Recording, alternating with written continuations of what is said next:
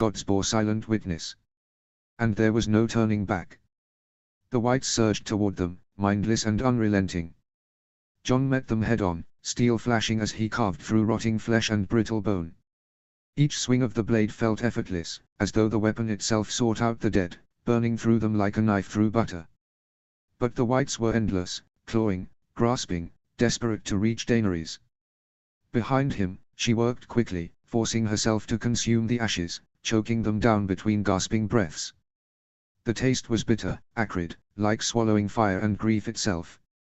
Every part of her screamed against it, but she forced herself to continue, her hands trembling as she lifted the bowl again and again. And then, the White Walker stepped forward. The whites moved aside, clearing a path as their master approached. He was taller than the others, clad in armor that shimmered with an unnatural frost.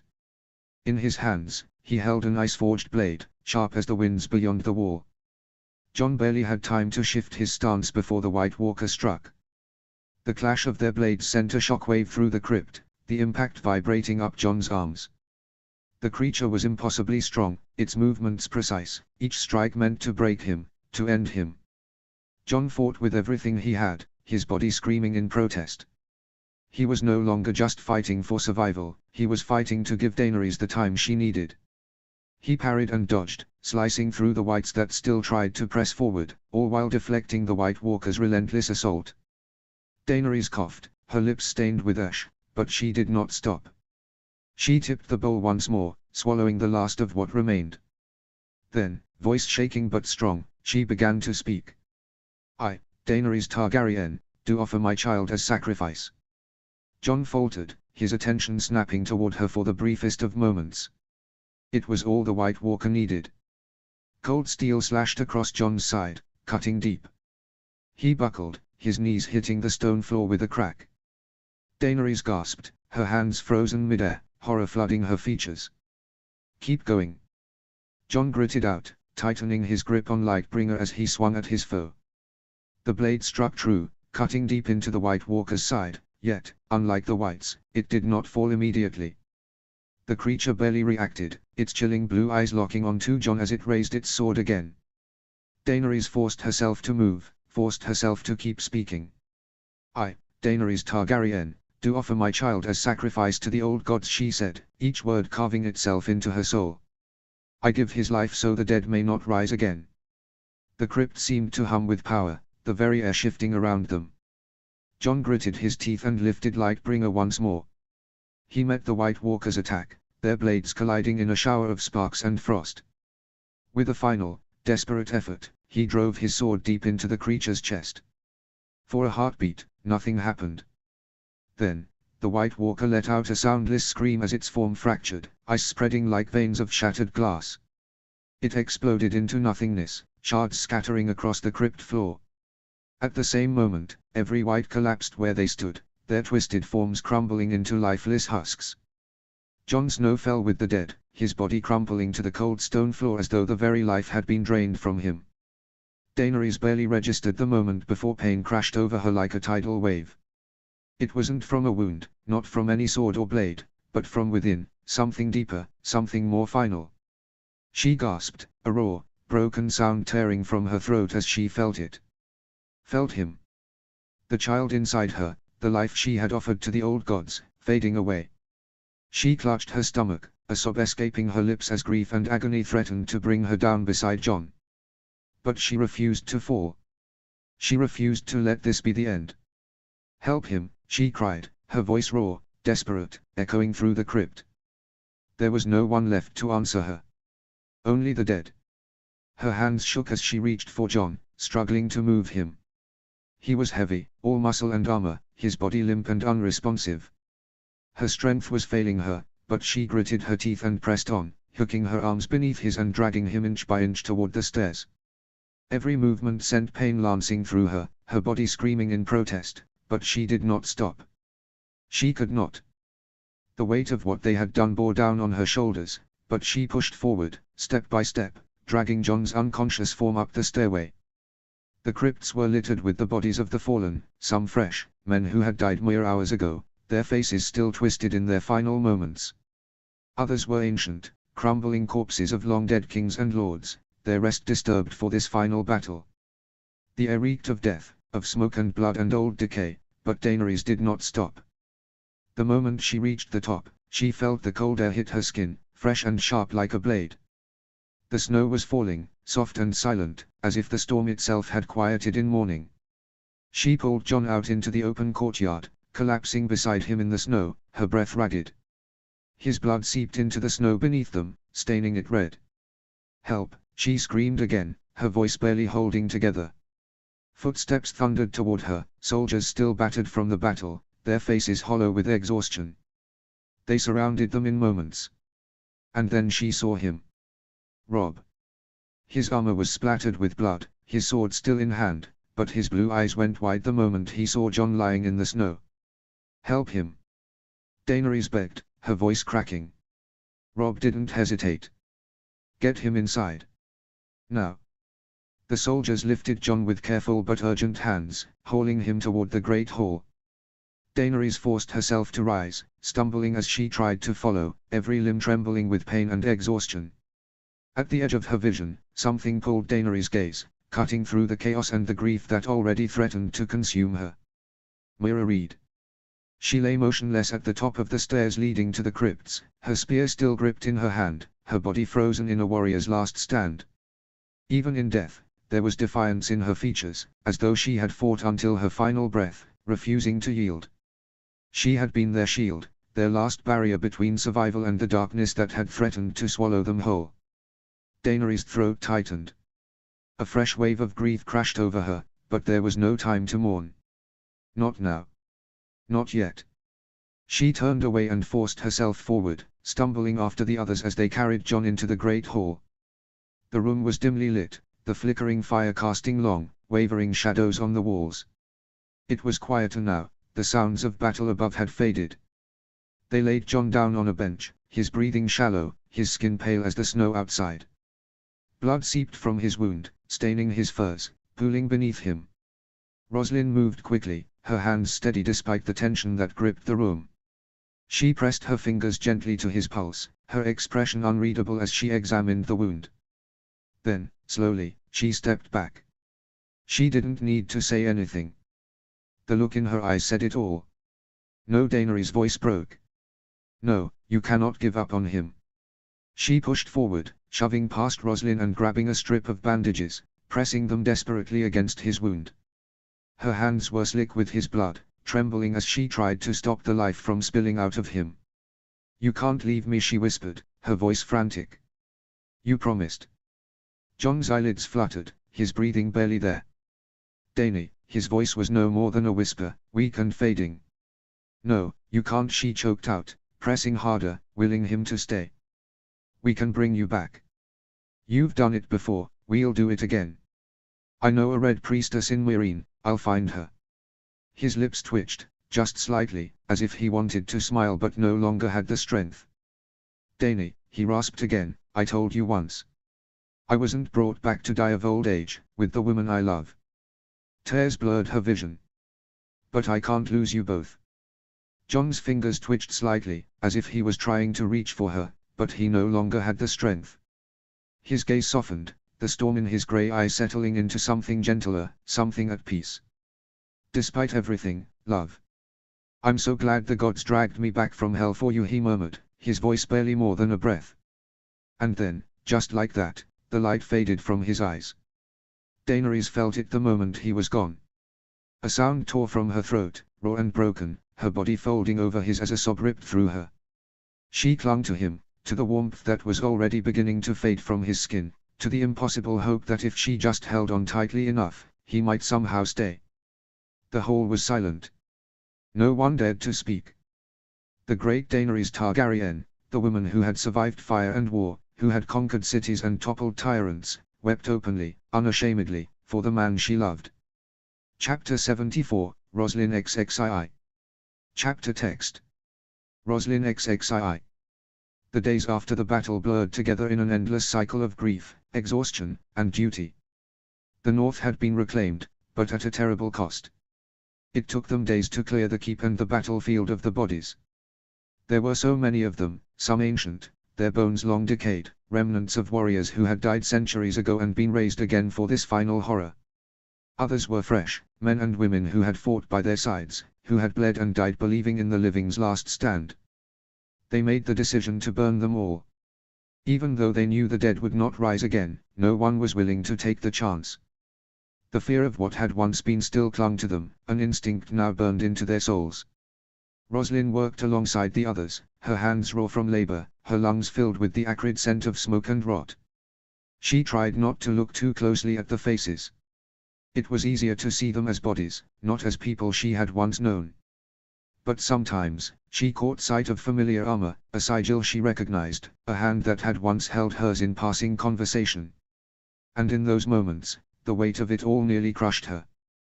They had agreed early on, there would be no individual funerals. There were too many lost, and to mourn them all separately would take a lifetime. Instead, they would hold a remembrance service, something for all the survivors to share in once the dead were gone from their halls and courtyards. A time to grieve together, to acknowledge what they had lost, and to try, somehow, to move forward. But when it came time to burn Jon Snow, they couldn't just let him go so easily. The courtyard, cleared now of the battle's remnants, became silent as those who had loved him gathered. Daenerys, standing tall but hollow-eyed, Robb, his face unreadable, though his hands were clenched into fists, Sansa, pale and composed but with unshed tears in her eyes. The men who had followed Jon beyond the wall, the ones who had stood by him through the darkest nights, each stood stiff-backed and solemn, their grief unspoken but heavy in the air. Rosalind stood among them, her hands folded before her.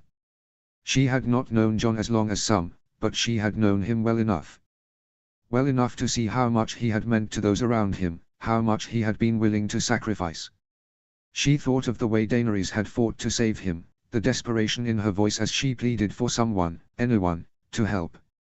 And then she thought of the way Jon had looked at her in his final moments, his eyes filled not with fear, but with love and acceptance. The pyre was lit, the flames reaching toward the sky. As the fire consumed him, Rosalind turned her gaze to Daenerys. She stood motionless, watching the flames, her face streaked with tears but her expression unreadable. Rosalind swallowed against the tightness in her throat, knowing that this was only the beginning. The battle against the dead was over, but the war for the living had just begun. And Daenerys Targaryen, despite everything, would march forward. They all would. The task had fallen to her, a duty as necessary as it was cruel. Robb had entrusted her with recording the dead, turning loss into ink and parchment, grief into cold, unfeeling lists. She moved through the grim task with steady hands, though each name felt like a weight pressing onto her soul. Some bodies had been unrecognizable, burned beyond recognition in the heat of battle or shattered when the whites fell. Others had been lost altogether, their remains buried beneath collapsed stone or burned during the battle with no records made. She did her best, piecing together what they knew, speaking with those who had survived. A name spoken, a fate confirmed. Once the lists were made, the next step was even harder. She called for the missing. Survivors who had not yet found their kin came forward, searching for names among the dead, hoping for news, good or bad. Some were lucky. A few wounded men and women, too weak to seek out their loved ones themselves, were reunited with those who had been searching for them. There were tears, cries of relief, hands clutching hands as if afraid to let go. But foremost, there was only silence. The missing, one by one, became the dead. Their names were added to the final tally, their families given what little closure could be offered. And then came the letters. Hundreds of them, all bearing the same grim message. A husband, a father, a son, a sister, all gone. Many of the families had fled to Dragonstone, others were scattered across Westeros, waiting for news that would now break their hearts. Rosalind wrote them all. She wrote to Aelys Karstark, telling her that her brother was dead. That her father-in-law was dead. That her husband was dead. 3 losses in one letter. She stared at the parchment, unable to imagine what it would be like to receive such a message, knowing it would change Aelys' life forever. She wrote to her own family, cousins, nieces, aunts, sisters. She listed the phrase who had fallen, who had met their end fighting a war none of them had ever expected. Housefree, once so vast, now left with too many empty chairs and too many unanswered prayers. And then, finally,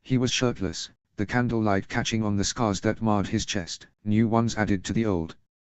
His muscles were leaner, more defined, not out of strength, but out of deprivation. He had been eating less, sleeping less, pushing himself harder, and now, looking at him, she saw the evidence in sharp relief. She swallowed the lump in her throat and beckoned him closer. She would not press him. Not today.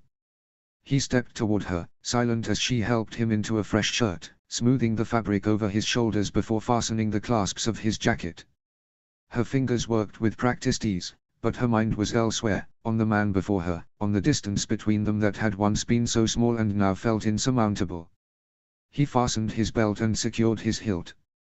She reached for Longclaw, running her fingers briefly over the pommel before passing it to him. Rob took the sword in his hands, the weight of it familiar yet foreign. He turned it over, his thumb tracing the wolf's head on the pommel, his expression unreadable. "He would have wanted you to have it," Rosalind said softly. She watched as his fingers tightened around the grip, his knuckles turning white. For a moment, she thought he might say something, might finally break the silence that had settled between them like a wall of ice. But then, just as quickly, he exhaled, slipping the sword into its sheath without a word. And just like that, the moment was gone. Rob did not speak as they left their chambers, and Rosalind did not try to fill the silence. There were no words that could mend what had been broken, no comfort to be given when grief still weighed so heavily upon them.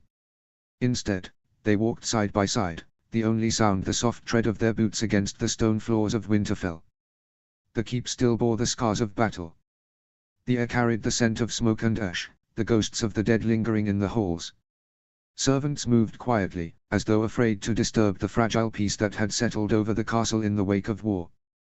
By the time they reached the great hall, the other lords and ladies had already gathered. The room was filled with the murmurs of noblemen, banners of houses both great and small standing side by side. Yet as Rob and Rosalind stepped through the doors, those murmurs faded, heads turning to watch the last arrivals make their way forward. At the far end of the hall stood Daenerys. The queen was dressed in black, her gown embroidered with the subtle patterns of dragons, the dark fabric swallowing the candlelight. She stood as still as a statue, her face a careful mask, but Rosalind saw the grief in her eyes, the weight in her posture. She was not only a queen mourning a war, she was a widow in all but name, standing before the gathered lords with the poise of a woman who had suffered loss before and would suffer it again. Rob's pace did not falter as they walked down the long aisle, moving between the noble houses that had sworn their banners to more war.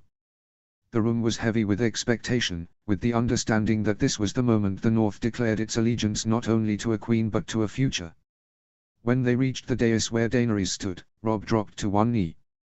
Rosalind followed suit, sinking to both knees beside him, bowing her head. The hall was silent. "I, Rob of House Stark, Lord of Winterfell and Warden of the North," he declared, his voice carrying through the chamber, "do bend the knee to Daenerys of House Targaryen. I swear my loyalty and allegiance to her as my queen, to her house, and to her heirs." A breath passed, heavy and thick with meaning. Daenerys nodded once, the gesture small but resolute. "Then rise, Lord Stark." Rob stood first, turning to help Rosalind to her feet, his grip firm but fleeting. The moment was ceremonial, but Rosalind felt the finality of it settle deep in her bones. They had made their choice. Rob had bent the knee, and with him, the North had spoken. But they were not the only ones who had fought and bled for this war, nor the only ones who would see it to its end. After him came the other great houses, each stepping forward in turn to swear their loyalty. Edmure Tully was first, his movements stiff, his eyes shadowed from sleepless nights. The Lord of Riverrun had survived more than anyone thought he would. Yet still, he knelt, pressing his fist to his heart. "I, Edmure of House Tully, Lord of Riverrun and Warden of the Riverlands, do swear my loyalty and allegiance to Daenerys of House Targaryen, to her house, and to her heirs." Daenerys inclined her head, accepting the oath, and Edmure rose, stepping aside as the next came forward. Harry Hardyng followed, standing in place of young Robin Arryn, the sickly lord of the Eyrie who had remained in the Vale. The boy lord had not fought in the battle, but his knights had, and his banners had flown beside the Starks. Harding's voice was steady, though Rosalind did not miss the way he glanced at Rob, as if looking for silent approval.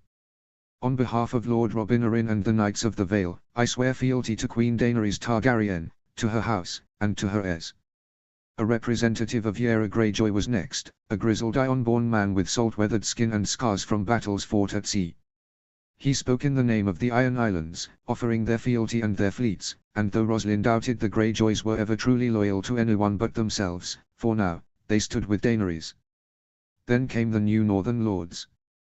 One by one, they stepped forward, not the fathers who had marched to war, but the sons and daughters who had been left behind, now carrying the weight of their names alone. So many familiar faces missing, replaced by children who should have had years left to learn, years left to grow before duty and loss hardened them into rulers.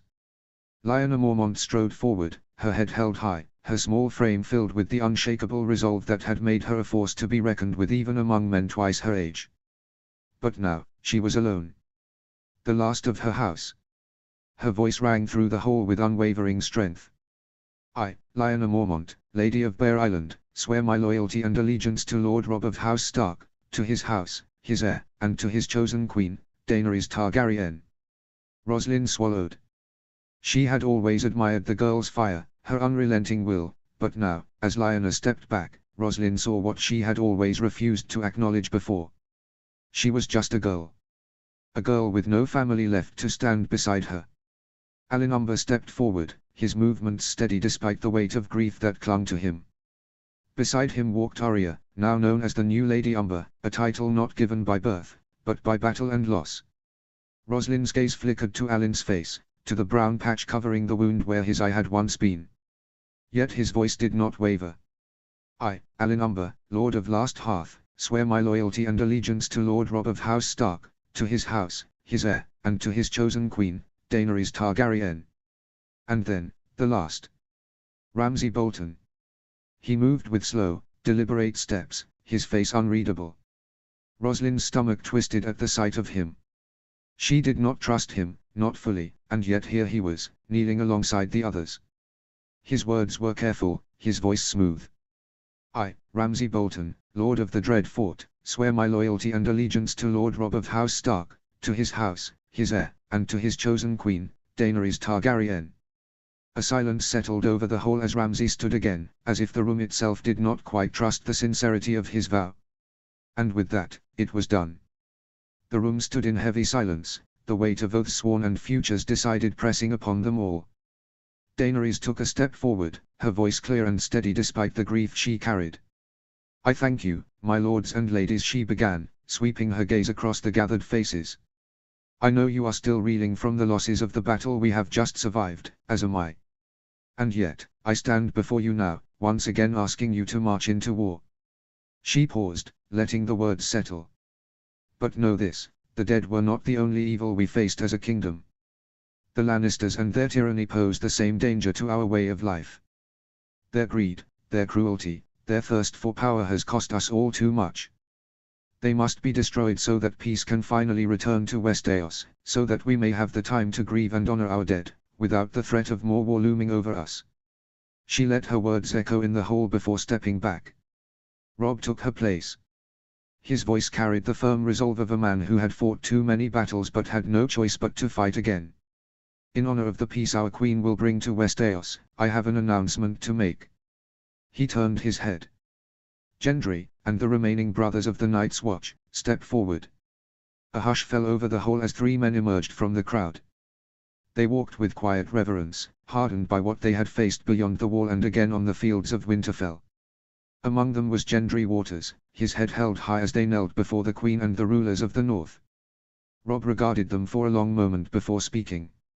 Your bravery knows no bounds. You faced the dead at the wall, and when the call came, you rode south to face them again. The fact that you have lived to tell the tale is nothing short of remarkable. His gaze softened just slightly, and then he continued, his tone firm with finality. So today, I officially declare the end of the Night's Watch. A ripple of murmurs moved through the hall, some in shock, others in quiet understanding. With its end, you are pardoned of whatever crimes led you to take the Black in the first place, Robb continued. You are free men, bound no longer by ancient oaths, but by your own choices. In time, when our Queen's throne is won, we will rebuild the wall's defenses. But to defend the North should be an honor, not a punishment. Roslin watched as the kneeling men slowly lifted their heads, their expressions shifting as the weight of their pasts was lifted. No longer bound by the oaths they had once sworn, no longer exiles in the world of the living, they were free men now. And for the first time in years, perhaps ever, possibility stretched before them. Gendry's gaze flickered up to Daenerys, unreadable but heavy with emotion, before he bowed his head once more. Daenerys did not let the silence linger. "Gendry," she called, her voice ringing through the hall. The other two former Night's Watch brothers shuffled away, leaving him alone before the Queen. He looked uncertain, his strong, smith-worn hands clenched into fists at his sides. "I have something else for you," Daenerys continued, stepping forward. "The late Jon Snow believed you to be a great commander, and we can all now see that he was right." Her tone was steady, regal, but there was something else beneath it, something almost personal. "There is much bad blood between our families, but I intend to prove that I am not my father, and I hope that you would say the same about yourself." Gendry's brows furrowed, his lips parting slightly in surprise. "Yes, Your Grace," he replied, his voice respectful but uncertain. "I believe that your house is ruled by an impostor, a Lannister bastard wearing the name of Baratheon," Daenerys said, her words cutting through the hall like a blade. "I would like to rectify that." A murmur rippled through the assembled lords and ladies, but no one dared to speak out of turn. "Please, kneel," Daenerys commanded. Gendry hesitated for only a moment before dropping to one knee, his head bowed. Daenerys turned to Robb. "Lord Stark, your sword." Robb glanced at her, then at Gendry. He said nothing, but Roslin saw the flicker of understanding in his eyes.